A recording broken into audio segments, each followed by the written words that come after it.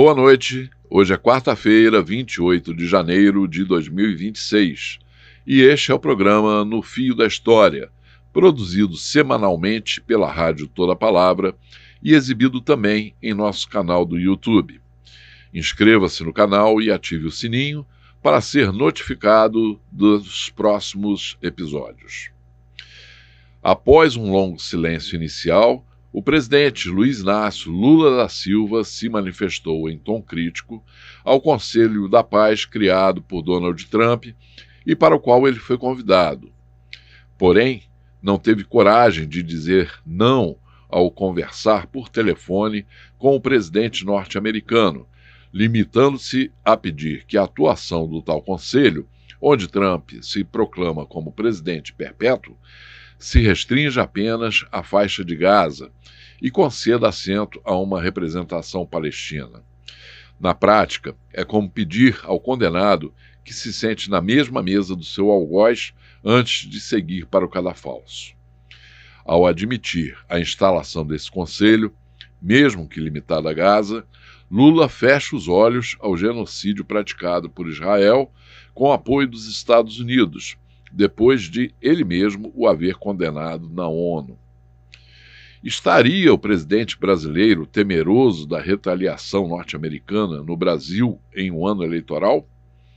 Essa é a hipótese lançada pelo analista político Brizola Neto nesta edição de No Fio da História. Ele também especula as implicações políticas do caso do Banco Master e as suspeitas de que, por trás das pressões gigantescas sobre o ministro Dias Toffoli, relator do processo do STF, estaria o temor da revelação de um grande esquema de desvio de dinheiro público para alimentar a campanha da extrema-direita nas próximas eleições.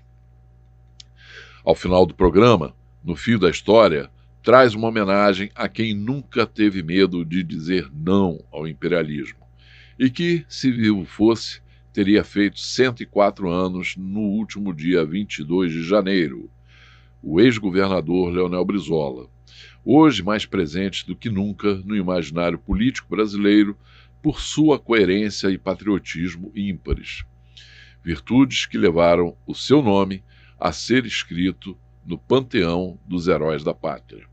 Não perca!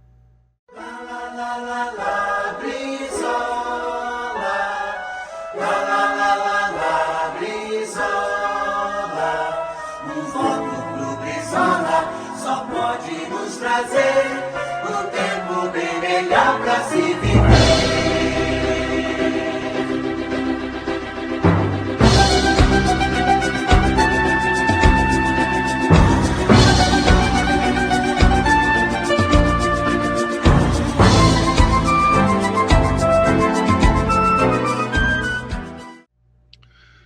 Bom, mais uma vez aqui comigo, Brizola Neto, analista político, que vem acompanhando os acontecimentos aí da geopolítica de um modo geral e da política brasileira. Brizola, bem-vindo mais uma vez. Queria já logo, de imediato, entrar num assunto que nós fechamos, foi o assunto que fechou o nosso último programa na semana passada, que foi esse convite de Donald Trump ao presidente Lula para integrar o tal Conselho da Paz que o Trump quer criar, para ele se colocando como o presidente vitalício, inclusive, né, desse conselho. Né? E quando nós falamos sobre isso na semana passada, o Lula ainda não havia se manifestado. Né? Bom, ele se manifestou de uma forma até coerente em relação, questionando esse Conselho da Paz e tal, só que ele, na conversa que ele teve essa semana com Donald Trump, ele não recusou o convite. Ele propôs lá que o Trump reexaminasse, que o Conselho ficasse só limitado à questão de Gaza, da administração, né? que já por si só já é uma questão muito escabrosa, porque imagina os, aqueles que estão matando, que estão cometendo genocídio em Gaza, vão administrar o território, né, segundo a intenção do Trump. E o Lula colocou essa questão, mas ele não teve coragem de dizer não ao Donald Trump. Como é que você vê essa questão agora e essa posição do Lula, né, que me parece assim muito ambígua? É o Lula sendo Lula, né? É o Lula, mais uma vez, tentando se equilibrar nessa corda que, além de bamba, parece ficar cada vez mais fina. E a única coisa que me faz acreditar que ele tenha tanta cautela, né, em relação a rechaçar uma proposta tão absurda como essa colocada, né? O Trump fala em Conselho da Paz, é o Conselho do Trump, né? Você imagina um conselho onde ele se nomeia presidente vitalício do órgão, né? E que ainda exige dos participantes que façam uma doação de $1 bilhão para participar do conselho e propõe reconstruir Gaza, como você disse muito bem, com aqueles que a destruíram, né? Pior, sem nenhuma participação de nenhuma representação palestina. Como a gente disse no programa passado, foi um verdadeiro convite do amigo da onça para o Lula, do Trump, colocando o Lula numa situação difícil, e que eu só posso acreditar que toda essa cautela do Lula é preocupação com o ano eleitoral, né, com a preocupação com tudo aquilo que os Estados Unidos pode, e não tenha dúvida, vai se meter na eleição brasileira, né, usando todas as suas armas para tentar eleger um governo que seja favorável aos seus interesses.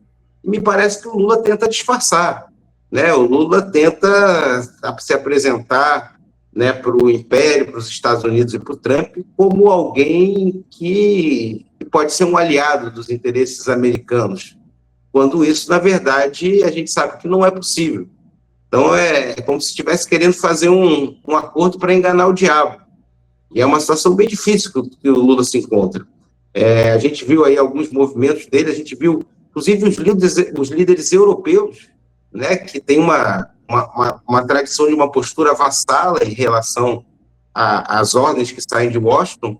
Até eles rechaçaram esse conselho, né? Você viu um pronunciamento muito forte do primeiro-ministro espanhol. Você viu o Macron negando participar desse conselho, até a Alemanha se negando a participar desse conselho, e o Lula nessa posição de questionar, é verdade, né? Ele fez críticas, né, ao modelo, falando que o Trump precisava mudar, que a ação desse conselho tinha que se resumir a Gaza, de que deveria haver uma participação de uma representação palestina, mas a gente não viu, né, ele rechaçar com força como deveria a participação desse conselho. O Lula está muito pressionado, essa que é a verdade. E também vejo que deve ter muita influência das posições que saem do Itamaraty, que sempre tiveram uma política conciliatória com Washington. A gente não pode esquecer que o nosso ministro das Relações Exteriores, o Mauro Vieira, foi muitos anos, né, embaixador do Brasil em Washington, e que ele pertence a essa ala do Itamaraty e vê no alinhamento com os Estados Unidos o caminho da posição geopolítica brasileira. Então eu vejo esse emaranhado de coisas, o Lula tentando se virar, tentando ser o Garrincha da geopolítica, num momento em que está difícil de arrumar espaço para driblar. Essa que é a verdade. E vejo também, por outro lado, né, essa proposta aqui é uma clara tentativa de enfraquecer a ONU, uma clara tentativa, né, de enfraquecer qualquer tentativa de surgimento de uma nova ordem mundial multipolar, os Estados Unidos querendo mais uma vez forçar a sua hegemonia, né?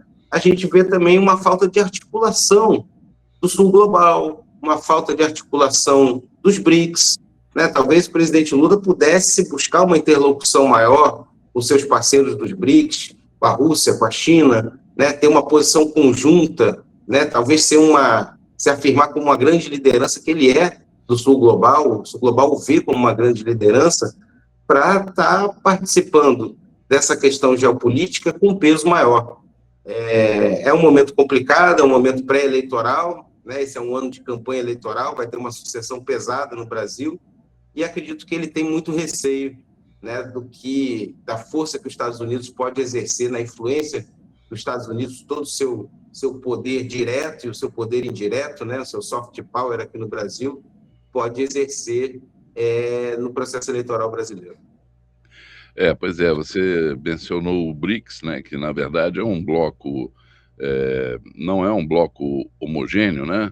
É um bloco que abriga muitas diversidades, né? E alguns países, inclusive membros plenos do BRICS, como Indonésia e Emirados Árabes, né? Convidados já aceitaram participar do Conselho de Donald Trump, né?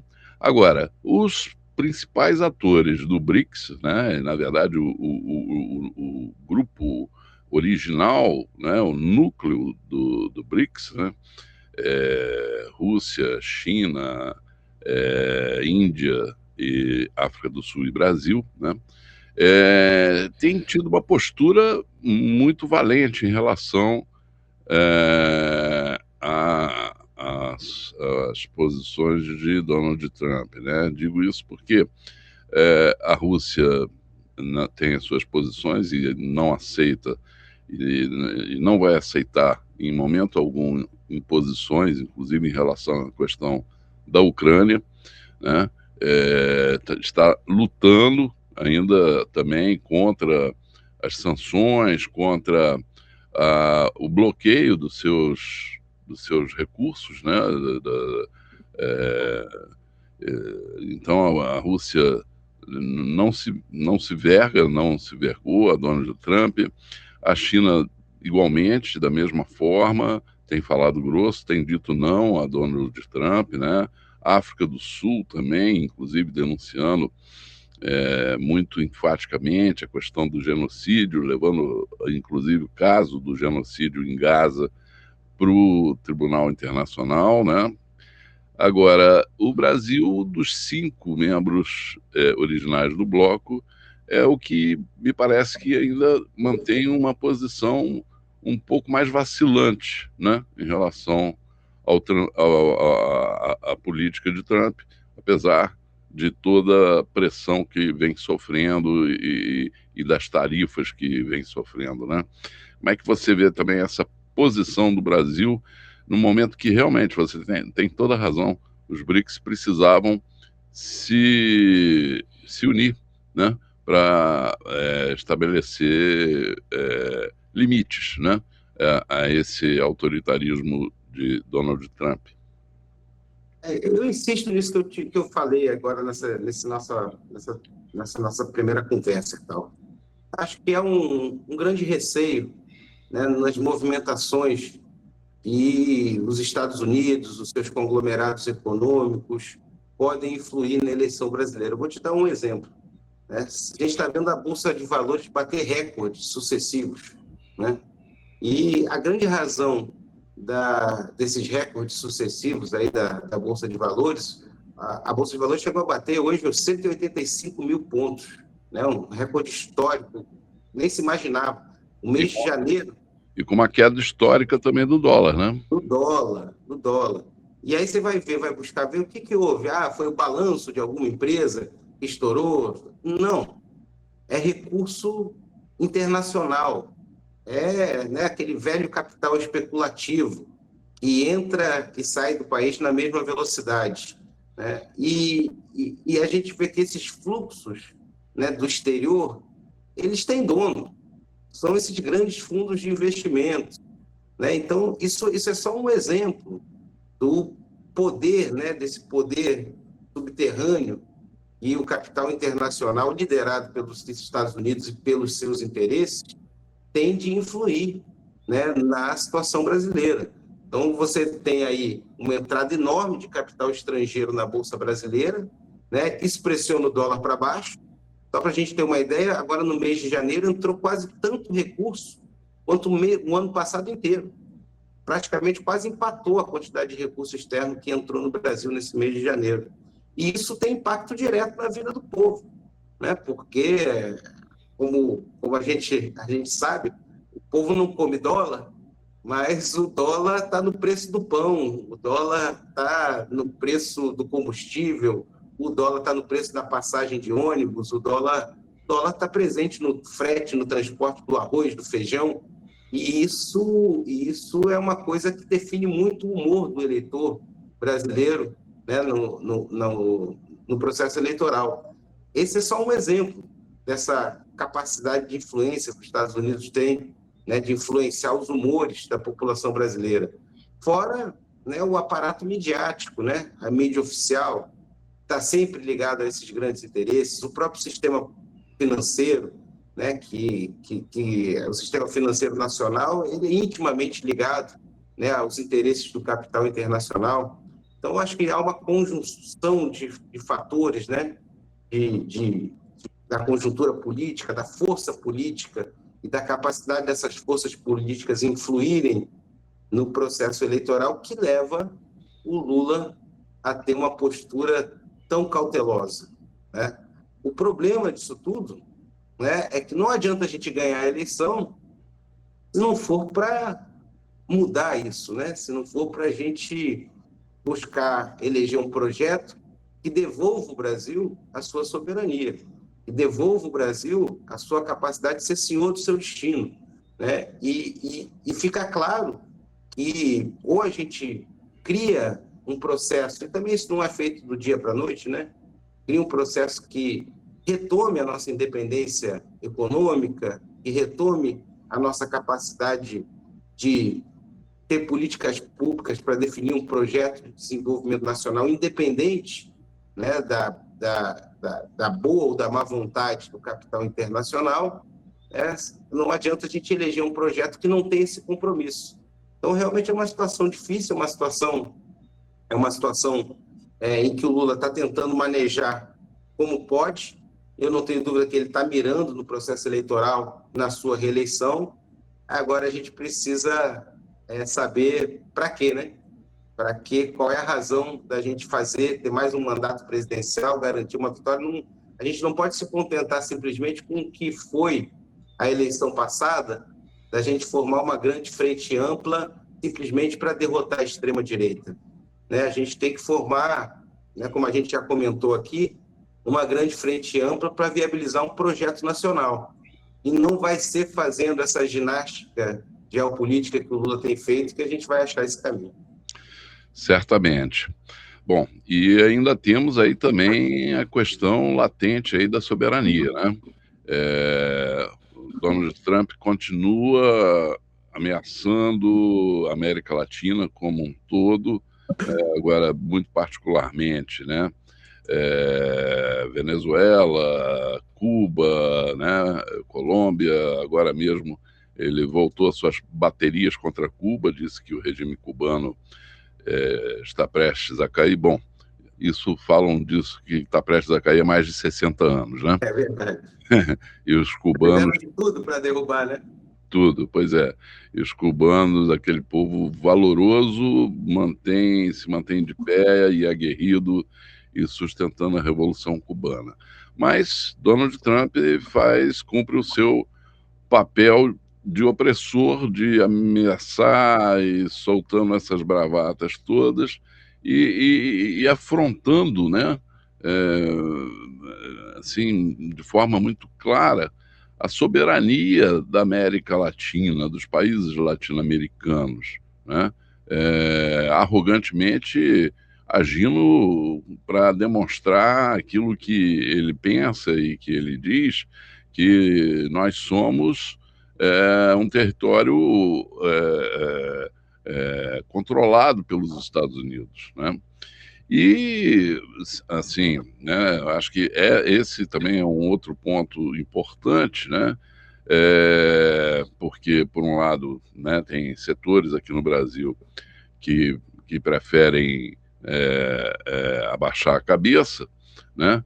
E muitos até setores entreguistas, claramente, que inclusive chamam o nosso inimigo, convidam o nosso inimigo a nos agredir, né, como tem feito, como fez com a Venezuela, né, uma coisa absurda, né, e uma necessidade de posicionamento do presidente Lula, né, como já fez, né, assim, em defesa da soberania. Mas a gente sente muito claramente que ele pisa em ovos, né?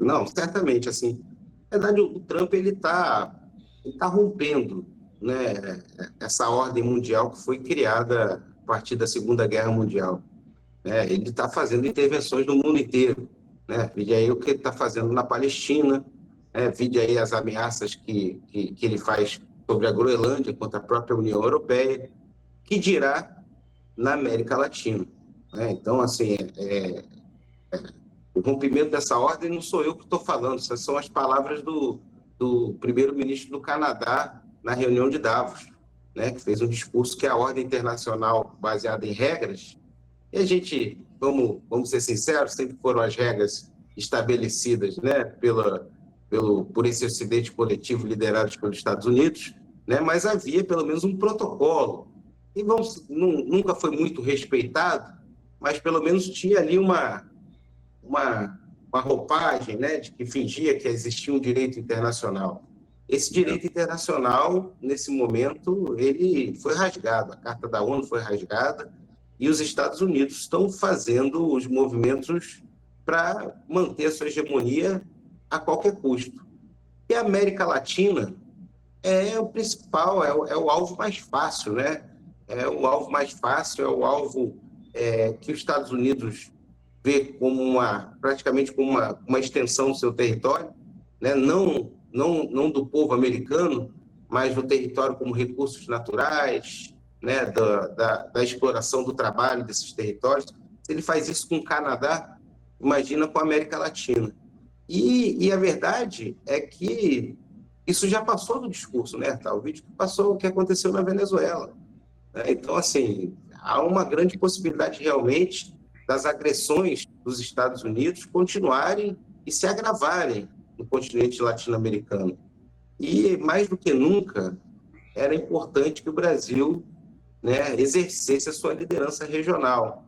A gente viu alguns movimentos, o Lula tentou fazer uma reunião da CELAC, né, reunião que foi esvaziada, né, porque não compareceram muitos presidentes, e, na verdade, já são, na maioria desses países aí governados pela direita latino-americana, já são governos testas de ferro dos interesses americanos, né?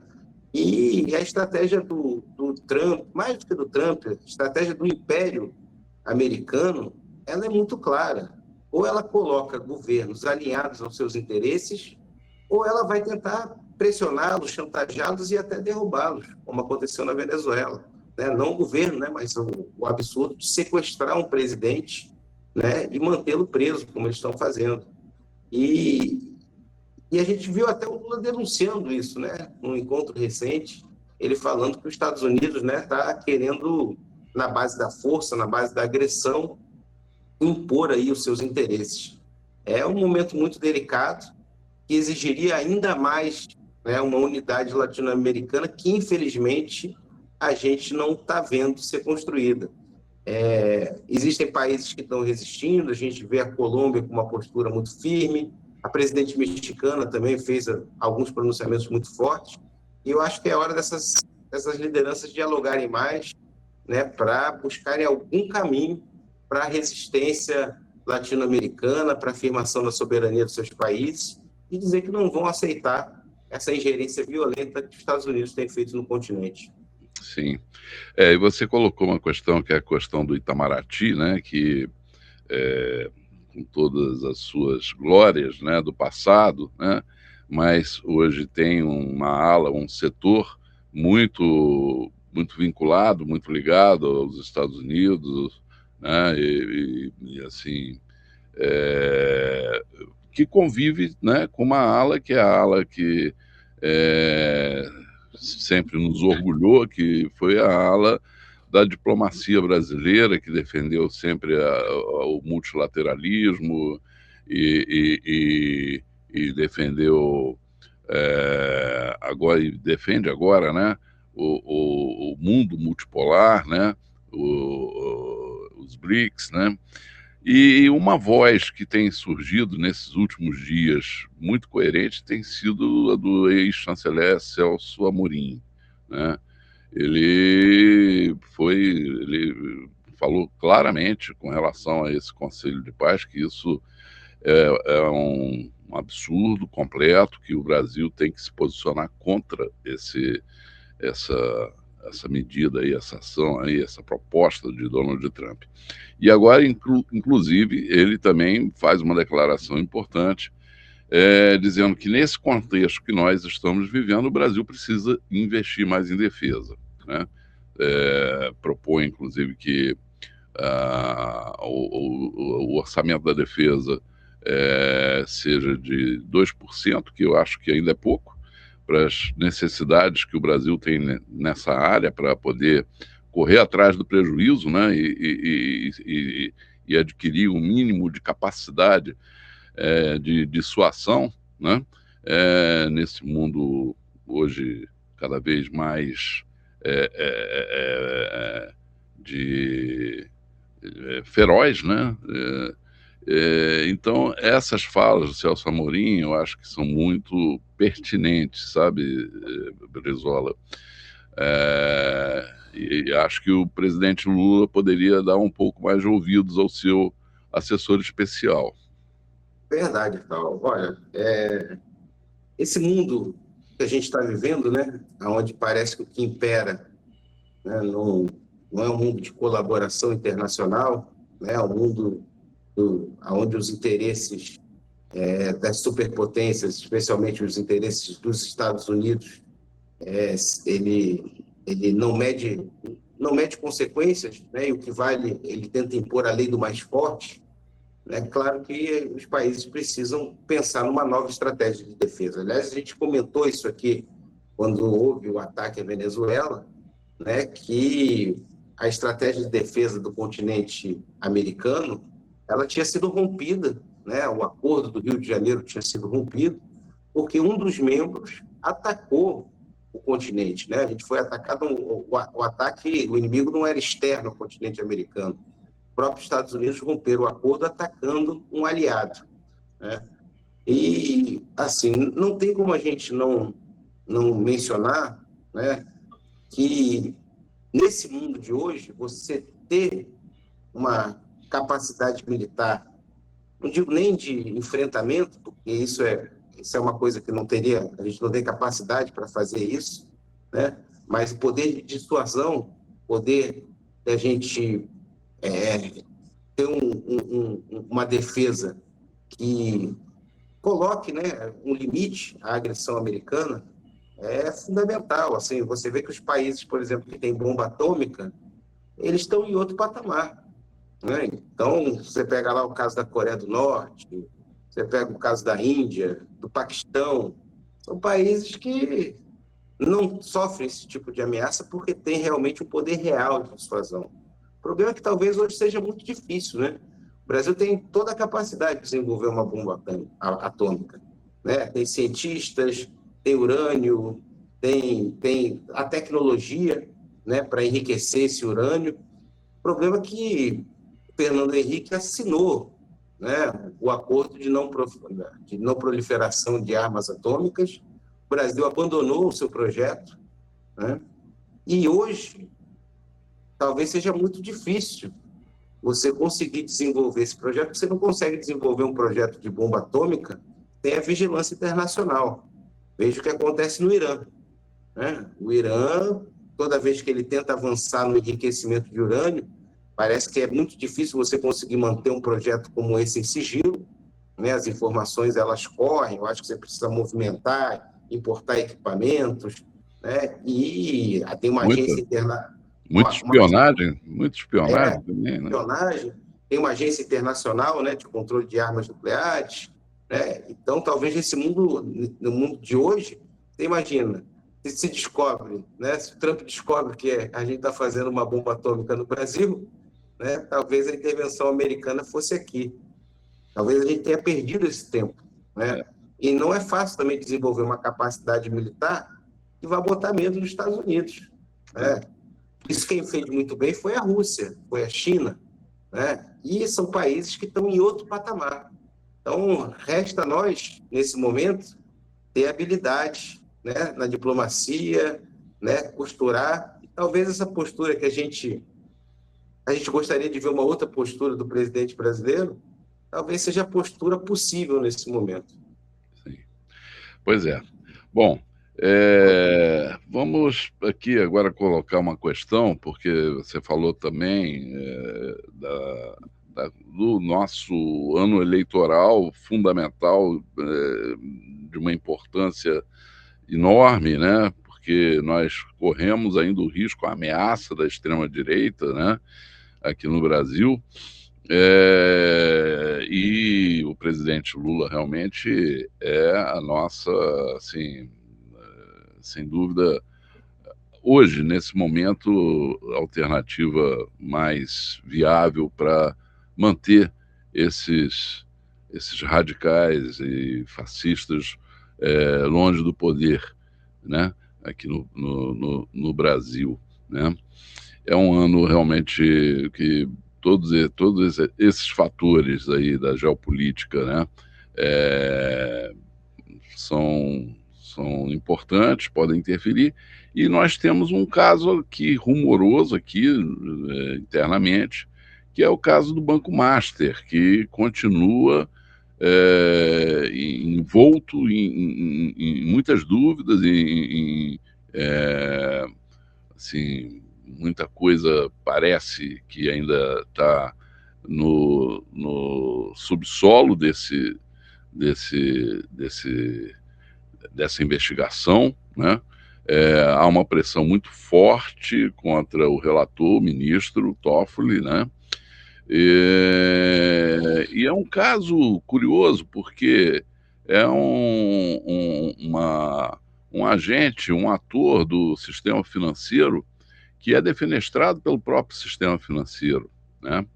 E surgem também especulações, né, que por trás daqueles envolvimentos políticos todos do dono do Banco Master, com políticos de Brasília, e, enfim, que haja muitos interesses aí ocultos, inclusive interesses políticos, né, que o Banco Master, né, e todo o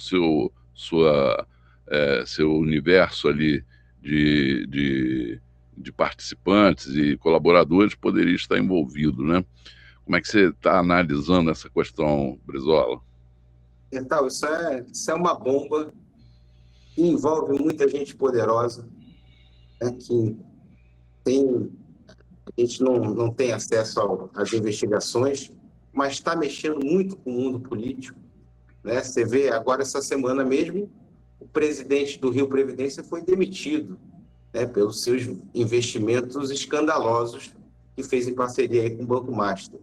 A gente está vendo o Congresso Nacional em alvoroço, fazendo todo tipo de pressão, usando inclusive o Tribunal de Contas da União, que a gente nunca pode esquecer. O Tribunal de Contas da União é um órgão intimamente ligado ao Congresso Nacional. Né? Seus ministros são eleitos pelo Congresso Nacional e a maioria sai lá de dentro. O Vitaldo Rego, por exemplo, que foi um dos questionadores, era deputado. Então, o Legislativo está pressionando muito, parece que tem deputado graúdo envolvido nisso. Né? Governadores, caso do Albanês, né, do Ibanez, aqui no Rio, Cláudio Castro, né, 1 bilhão de investimentos do Rio Previdência em carteiras de crédito completamente furadas. Né? Isso tem toda a cara de negociata, né, de dinheiro que ia escorrer aí, provavelmente até para as campanhas eleitorais. E você tem uma denúncia de um caso que pega uma fintech da Igreja Lagoinha, que é até sediada aí em Niterói, e que parece que tem ligações com altas figuras do bolsonarismo. Inclusive, falam até de ligação com o filho do Bolsonaro e com o deputado Nicolas Ferreira. Estranho, inclusive, né? Você vê o Nicolas Ferreira fazendo manifestações, né? Parece que meio que antecipando que vem chumbo grosso contra ele. A gente tem que aguardar, está tudo muito nebuloso. Agora, essa pressão que estão fazendo em cima do relator, do Dias Toffoli, tentando levantar todo tipo de questionamento à legitimidade da sua relatoria, pode ter certeza, aí tem o dedo de gente graúda por trás que está tentando influir e impedir que essas negociações, essas investigações avancem. Pois é. O que se comenta, né? Existe um rumor muito, muito forte, né? Rumores muito fortes de que esse esquema que envolveria uma fintech da Igreja da Lagoinha, lá, na verdade, Igreja da Lagoinha de Belo Horizonte, né? Do André Valadão. Niterói, né? Tem. Niterói. Só que eles estão se separando. As informações que eu tenho também é que está havendo vários rachas dentro da Lagoinha. Essa aqui de Niterói parece que já rompeu com a de Belo Horizonte, né? Aqui é um cunhado do André Valadão, que é o pastor lá em Belo Horizonte, né?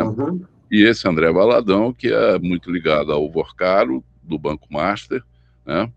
E eles abriram uma fintech, né? Você imagina a igreja dona de banco, né? É completamente um despropósito total, né? Uma subversão do cristianismo completa, né? Mas essa fintech, o que esses rumores dão conta, né? É de que agia junto com o Banco Master, para onde estavam sendo carreados grandes recursos públicos, como no caso aqui do Prev Rio, né, de R$1 bilhão, dinheiro, investimento sem nenhuma garantia, né, que foi feito aqui, e com todas os alertas que foram dados que esse investimento era um investimento de alto risco, né? As negociações com o governador Ibanez, né, para a compra do Master pelo BRB, pelo Banco de Brasília, do Distrito Federal, né? Então, governadores de direita, como o Ibanez, como Cláudio Castro aqui, envolvidos diretamente nessas transações, né? Essas especulações, né, esses rumores, induzem a que esses recursos poderiam estar sendo desviados, recursos públicos, para campanhas de candidatos da direita, e citam muito fortemente os nomes do Flávio Bolsonaro e desse Nicolas Ferreira, né? Então, isso aí haveria indícios muito fortes já levantados pela Polícia Federal, que estariam na mão do ministro Dias Toffoli, e que poderia se aguardar, se esperar para os próximos dias, inclusive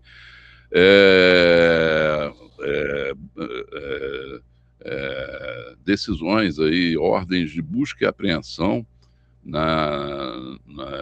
contra agentes públicos e essas fintechs e tudo, mas teriam que ser ordenadas pelo Dias Toffoli, né? Aí, com toda essa pressão que existe em cima dele hoje, que a gente vê, dá para suspeitar de que realmente que onde tem essa fumaça está saindo é porque tem fogo ali por baixo, né?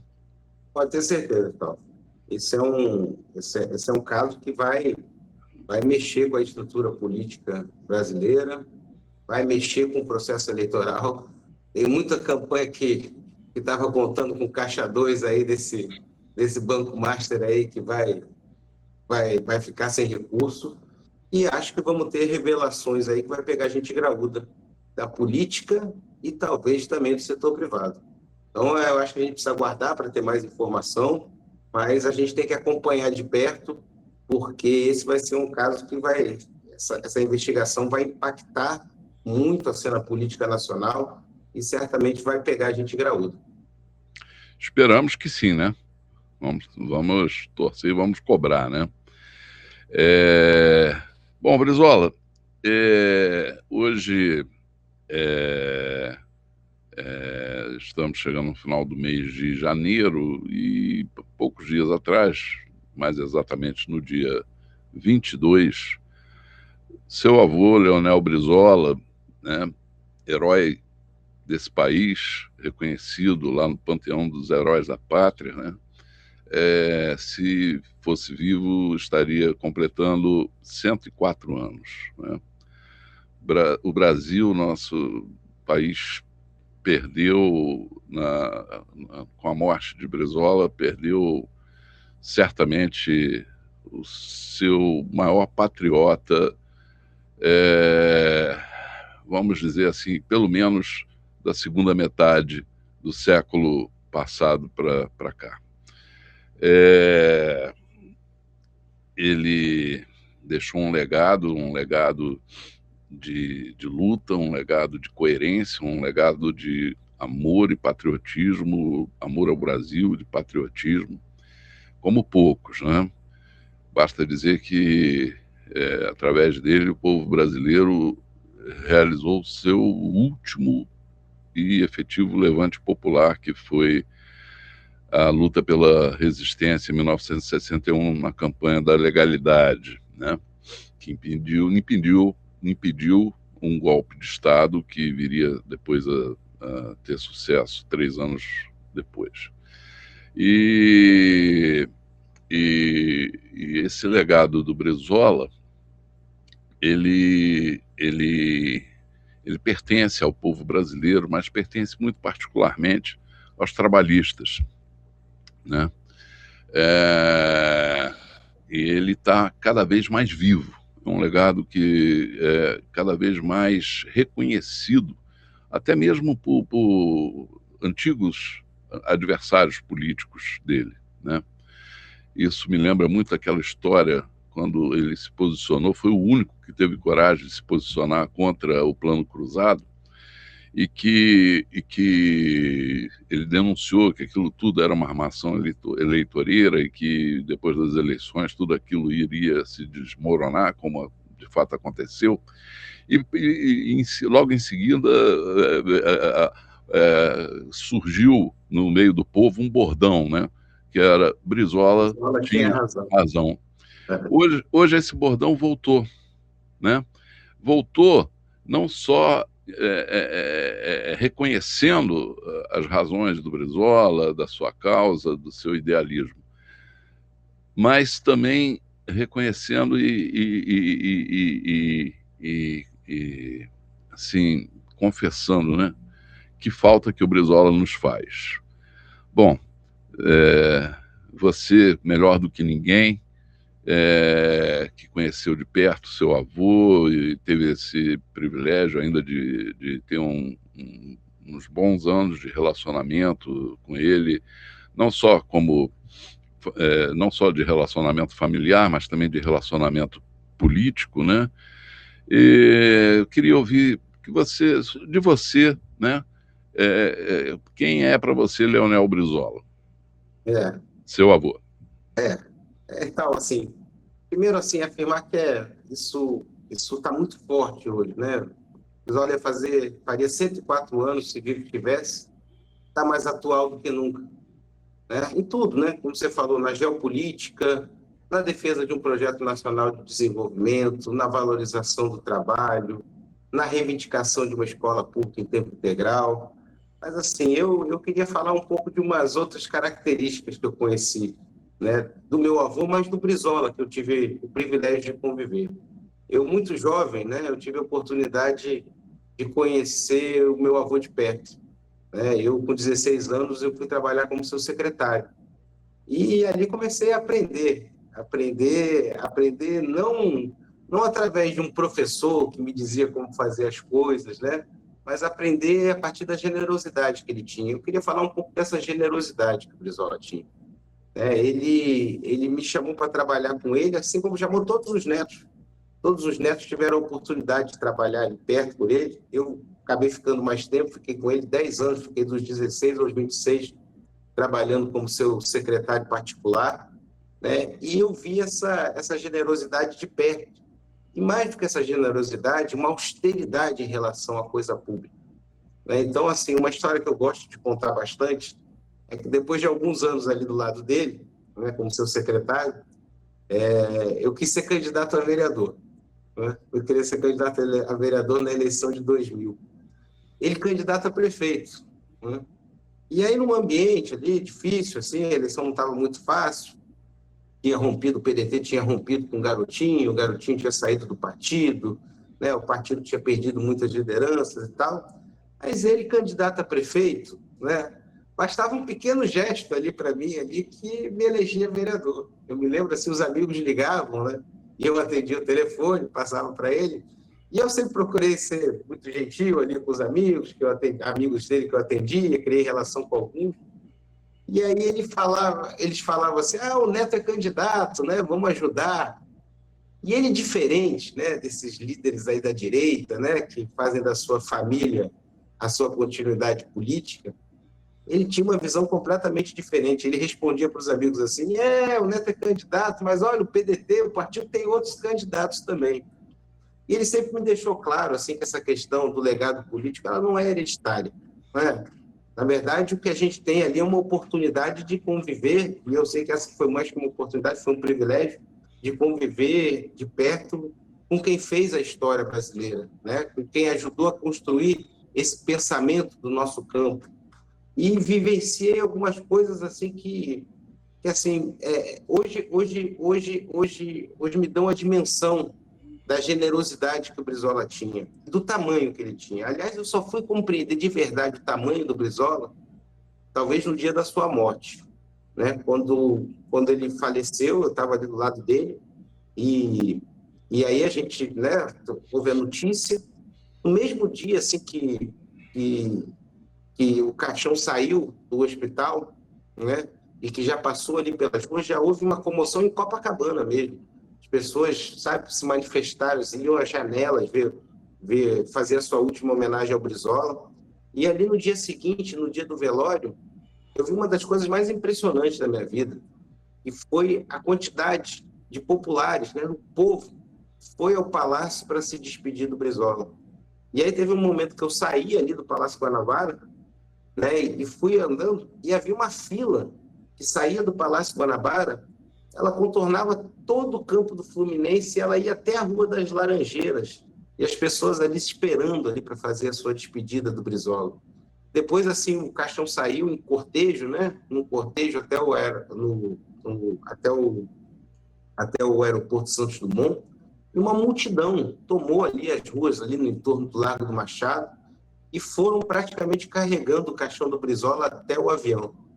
Chegou no Rio Grande do Sul a mesma coisa, né? Desembarcou as ruas de Porto Alegre tomada pelo povo que queriam fazer a sua última homenagem ao Brizola. E o Brizola, assim, né, 2004, né, já são 22 anos, né, da morte do Brizola, vai fazer esse ano 22 anos da morte do Brizola, e ele continua mais vivo do que nunca no coração e na mente do povo brasileiro. E, assim, tive a oportunidade também de testemunhar a generosidade política do Brizola, né? Primeiro, eu era muito novo, ainda não trabalhava com ele, você deve ter vivido isso com muito mais intensidade, que foi o segundo turno da eleição de 89, né?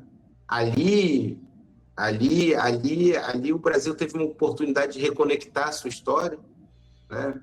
E o Brizola liderou aquela campanha, né? Liderou a eleição até muito perto do dia da eleição, e aconteceram ali um fenômeno fabricado, principalmente pela Globo, né? E pelos grandes interesses econômicos nacionais, que foi o Collor, né? E houve ali a ascensão do Lula naquele momento. O Brizola perdeu aquela eleição para o Lula, deixou de ir ao segundo turno para o Lula por menos de meio ponto percentual. Mas ele não titubeou, e no segundo turno, né, reuniu o partido e deu ao Lula a maior transferência de votos da história eleitoral brasileira. Naquela eleição, o Collor ganhou a eleição em todos os estados, com exceção do Rio Grande do Sul e do Rio de Janeiro. No segundo turno, o Lula perdeu a eleição em todos os estados, com exceção do Rio de Janeiro e do Rio Grande do Sul. O Brizola fez a maior transferência, mostrando ali a sua generosidade. Se não bastasse isso, em 98, ele teve a generosidade de ser vice do Lula naquela campanha, né? Ele se colocou como vice porque ali ele via que existia um projeto, né, que era o projeto construído pelo presidente Vargas, estava sendo completamente destruído, destroçado pelo governo do Fernando Henrique. E ele, para tentar barrar aquelas privatizações, para tentar barrar o desmonte da economia nacional, ele se juntou ao Lula e teve a humildade de ser vice do Lula, quando, na verdade, aquilo parecia uma fotografia invertida, né? Na verdade, o caminho natural, a conexão com o fio da história, principalmente na eleição de 89, era o Brizola encabeçar uma chapa e o Lula ter sido vice dele. Aliás, o Brizola procurou o Lula antes da eleição de 89, né? E não foi muito bem recebido lá no Sindicato dos Metalúrgicos. Aliás, eu acho que naquele momento havia uma grande incompreensão, né, do que é a questão nacional, do que era a Era Vargas, né? O relato do Brizola é que ele foi, junto com o Civilis Viana, ao Sindicato dos Metalúrgicos, e que foi recebido não pelo Lula, mas por um conjunto de sindicalistas, parece que tinham mais de 20 sindicalistas na sala, e que o Lula desandou a reproduzir, né, aquele discurso uspiano, batendo na memória de Vargas, batendo na toda a construção que representava a Era Vargas, né, numa clara falta de sintonia com que o Brizola representava. E assim, em 98 ele teve essa humildade, né, de se colocar como vice do Lula. Então, eu testemunhei de perto essa generosidade e fui fruto dela também, né? Ele pegou lá um menino lá com 16 anos e mal sabia atender um telefone, botou ali como seu secretário particular e me deu a possibilidade de aprender pelo exemplo, né? O exemplo dele, né? O seu compromisso com o povo brasileiro, né? O seu compromisso com a memória do trabalhismo, com os princípios que ele recebeu do presidente Vargas, de tudo que representou nessa tentativa de construir uma nação brasileira que tivesse soberania, que tivesse um projeto nacional próprio e que hoje, né, a gente vê como a maior necessidade do nosso país, né? A gente afirmar um projeto nacional de desenvolvimento, né, que afirme a nossa soberania e que dê ao nosso país, né, dê ao nosso povo, né, o direito de ter um país que funcione para ele e não para os interesses externos, como a gente tem visto. Então, acho que é esse relato que eu tinha para dar, assim, esse período tão rico que eu tive para viver com ele e que, sem dúvida nenhuma, ajudou muito, né? Você perguntou o que é o Brizola para mim. O Brizola para mim é o meu norte, né? O Brizola para mim é aquilo que me inspirou, aquilo que me incentivou e aquilo que fez eu ter uma visão diferente, né? Aprender a história brasileira não com o que a gente aprende na escola, mas com o relato de alguém que fez parte dela. Você citou duas situações que me marcaram muito também. Em relação a esse período da campanha de 89, vou falar só um detalhe que eu acho que diz tudo. O seu avô, quando conversava conosco, né, porque ele tinha lá as propostas dele de campanha e tudo, né, e um ponto fundamental que ele colocava em primeiro lugar era a quebra do monopólio das comunicações no Brasil, né? E ele dizia, olha, no primeiro dia, se eu chegar à presidência, no primeiro dia, meu primeiro ato vai ser quebrar o monopólio das comunicações do Brasil. Se tiver que cair caímos no primeiro dia. Isso revela porque que tudo foi feito para tirá-lo do segundo turno. Isso revela por que toda essa conjuntura que inflou o Lula ali naquele momento, que não abriu a possibilidade, que foi o grande momento de uma unidade de esquerda para que a gente realmente retomasse o fio da história ali, né? Foi o grande momento depois do golpe de 64, depois da ditadura de 25 anos, que nós tivemos para recuperar o trilho, né? Botar o país novamente no trilho do seu desenvolvimento autônomo. E foi só por isso que o Brizola não chegou ao segundo turno, né? O PDT, nós perdemos muito pouco ali, foram coisa de 70 mil votos, e houve muito roubo, só lá no Ceará pegamos lá uma fraude de 50 mil votos, né? Mas acontece que o PDT, o partido, não tinha estrutura para poder fiscalizar uma eleição nacional como aquela, né? Então, nós tivemos ali o PDT... Tem um caso... Muita dificuldade. A apuração, né? A apuração ela foi paralisada no sul de Minas. Sim.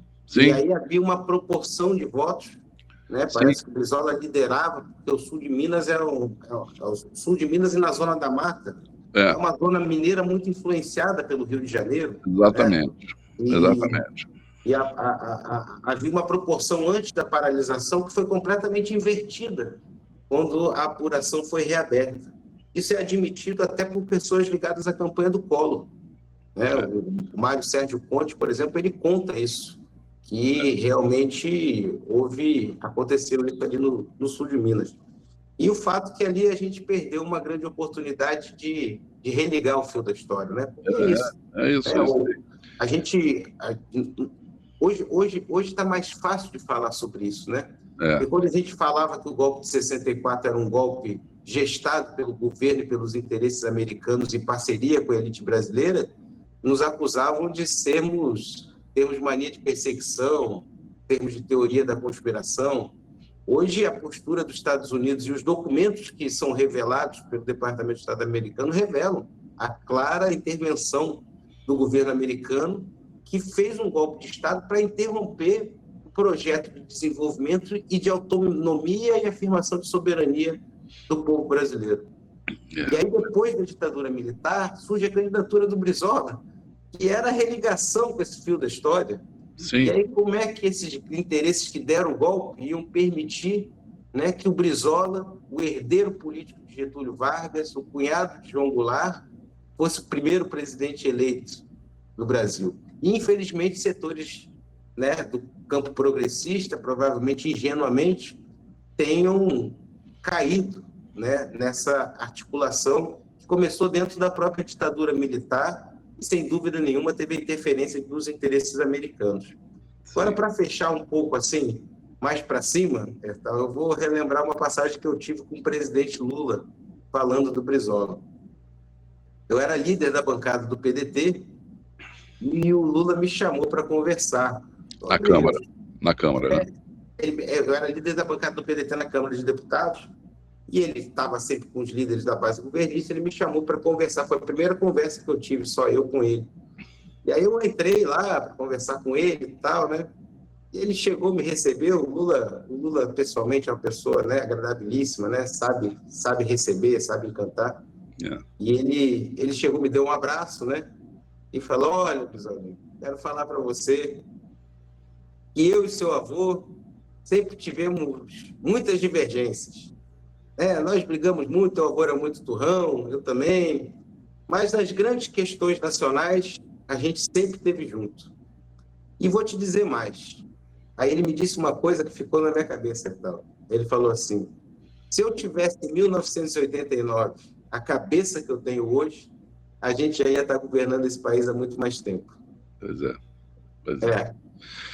Bom, águas passadas, né? E o outro momento que você citou foi no velório dele. Ali, porque foi uma coisa, assim, para mim, muito marcante, né? Também você falou da comoção popular, né? E aquela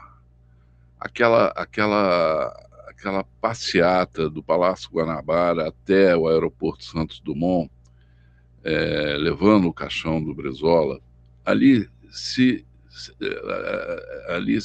repetiu praticamente o último trajeto do Getúlio também, que saiu o corpo dele quando saiu do Palácio do Catete e foi para o Santos Dumont, também para embarcar para o enterro do Rio Grande do Sul, em São Borja, né? E eu vi aquilo ali como quase que assim, como uma homenagem ao Brizola, né? Dele ter sido, assim, o seu corpo ter sido levado da mesma forma como foi o corpo do presidente Getúlio Vargas, né? Uma comoção enorme, o povo na rua chorando. Eu vi, Brizola, pessoas que a gente nem imaginava que... eu vou contar aqui um caso, né? Você se lembra do Ferreirinha, né? Da Brizolândia, né? Líder da Brizolândia, né? O Ferreirinha, ele, naquela saída do Marcelo Alencar do PLT, ele acabou sendo seduzido ali por aquele grupo do Marcelo Alencar e acabou saindo do PLT, né, junto com aquele grupo, né? O Ferreirinha me encontrou quando eu estava chegando lá no Palácio, na rua, ali na Pinheiro Machado, e ele estava aos prantos. Aí ele falava assim: Hertal, o que que eu fiz? O que que eu fiz, Hertal? O que que eu fiz? Num arrependimento, assim, profundo, entendeu?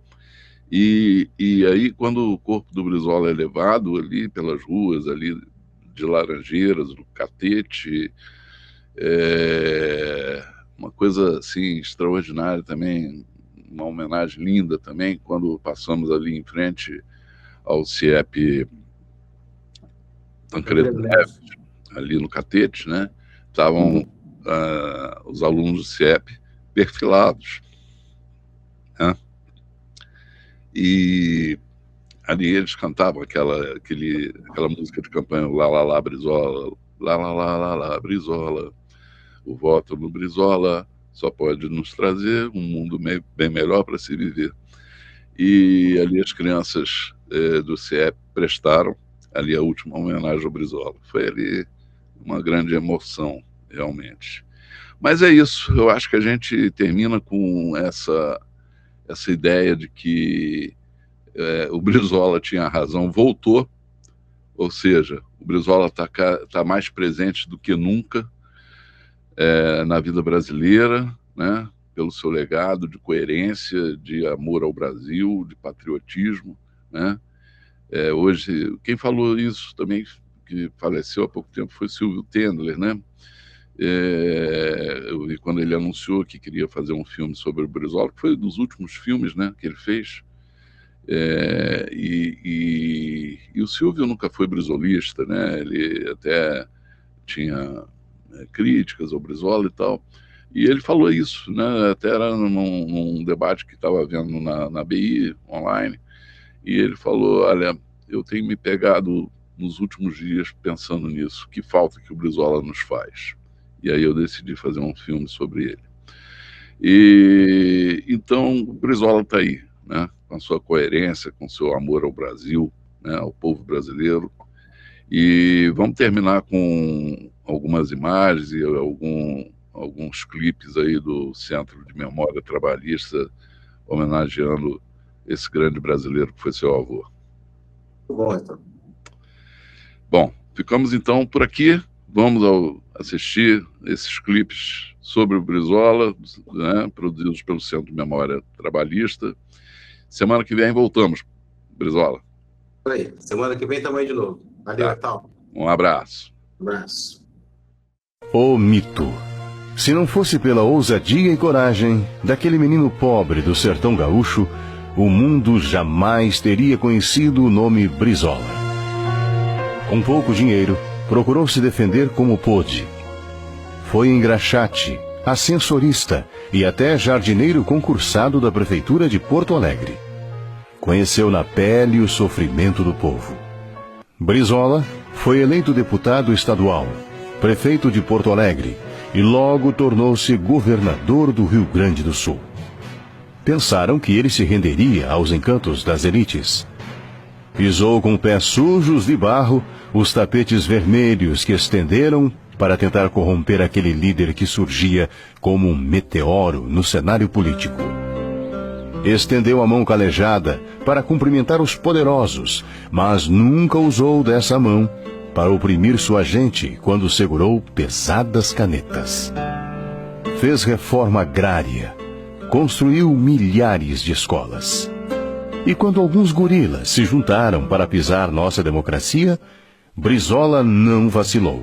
Convocou o povo para resistir ao golpe. Fez do microfone da Rádio Guaíba sua arma mais poderosa e sua voz se irradiou por todo o país. Não desejamos o caos, não desejamos a luta. Nós queremos que reine a paz e a tranquilidade para a população brasileira prosperar, trabalhar e progredir. Junto aos trabalhadores e gente de boa fé, pôs a correr os golpistas fardados. Esses mesmos golpistas voltaram, mas dessa vez com a ajuda dos imperialistas americanos. Todas as suas tentativas de resistência foram em vão. Assim, a sorte sagrou seu destino. Foram 15 longos anos de exílio. Desterrado, longe do seu povo, longe da sua gente. Se muitos com isso baixariam a guarda, estes não se chamariam Leonel Brizola. De volta à sua pátria, encontrou uma situação devastadora. Fome, miséria, favelas, violência, ignorância e um país terrivelmente endividado e com enorme concentração de renda. Eleito governador do Rio de Janeiro, apesar de uma tentativa de fraude eleitoral, Brizola emplacou grandes realizações. Construiu os CIEPs e o sambódromo, para que o povo pudesse desfilar sua elegância e originalidade. Investiu muito em educação para o Rio superar o atraso que a ditadura havia imposto. Brizola moralizou a administração pública, garantiu respeito aos moradores da favela. Investiu em cultura, mas uma semente da ditadura brotou em nosso jardim. Caluniado e difamado a todo momento pelo oligopólio da mídia, Brizola não se curvou. Como bom caudilho, lutou todas as batalhas com o brio e a galhardia que lhe eram característicos. Por pouco, Brizola não disputou o segundo turno das eleições de 1989. Com 0,5% dos votos válidos a mais, Lula foi enfrentar o candidato da direita e saiu derrotado. No ano seguinte, o povo carioca transformou a eleição para governador num referendo, elegendo Brizola com estrondosa votação. A artilharia da mídia covardemente destroçava a imagem do Rio para destruir a liderança de Brizola. O neoliberalismo avançava sobre o país, roubando o patrimônio do povo e fazendo crescer enormes dívidas que sacrificariam muitas gerações. Como não seria diferente, Brizola lá estava, combatendo o que as oligarquias faziam contra a nossa gente. Foi uma das principais vozes contra as privatizações lesivas aos interesses nacionais. Este país é perverso. Isso acaba no bolso dos empresários, dos ladrões deste país. Podem crer, esse é um país roubado. Quem está sendo roubado são as crianças nesse país. Eu fico indignado quando eu vejo esse panorama, essa desumanidade e gente apodrecendo de amontoar dinheiro associados com negócios internacionais. Enfim, foram tantas lutas, tantas vitórias. Como santo guerreiro, ergueu sua espada e lutou. Jamais abandonou suas origens. Jamais se deixou corromper por aqueles que desejavam explorar o povo brasileiro. Brizola erguia sua voz e denunciava a todo instante os privilegiados e vassalos aos interesses estrangeiros em nossa pátria. Brizola foi um estadista que não pôde governar seu país devido a tramóias, traições e todo o jogo sujo que fizeram contra ele. Ah, se Brizola tivesse vencido! Nossas crianças teriam sido salvas. Seriam milhares de doutores, cientistas, músicos, esportistas, aqueles que tiveram apenas a chance de serem marginais. Trabalho justo, salário digno, como aprendeu com o presidente Vargas, seriam nossa realidade. A mulher, o negro, o jovem, as crianças, as mães e os idosos teriam uma vida bem melhor no país que Brizola desejava. Mas tudo isso não foi em vão. Brizola sonhou. Brizola ousou. Pisaram as rosas que o nosso jardineiro plantou. Mas ficaram os ramos, que logo, logo irão florescer novamente. Obrigado, Leonel de Moura Brizola, herói nacional.